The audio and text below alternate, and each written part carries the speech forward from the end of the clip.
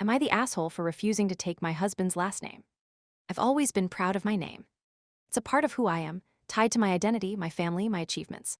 When I got married, I made it clear from the start that I wasn't changing it.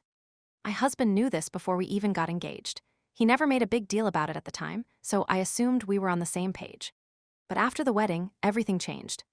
It started small. He began introducing me as Mrs. Jenkins, even though I had never agreed to that.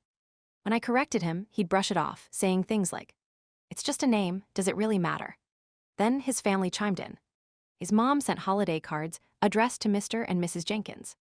His aunt made a comment about how I wasn't really committed to the marriage if I wouldn't even take his name. But I stood my ground.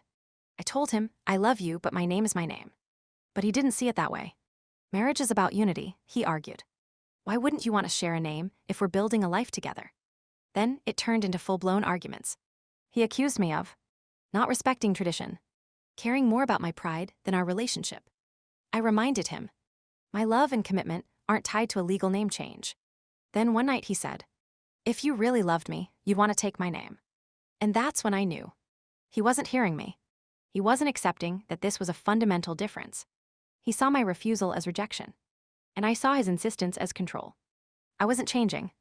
Neither was he. So I made my choice. I loved him, but I loved myself enough to stand firm. Am I the asshole for refusing to take his last name?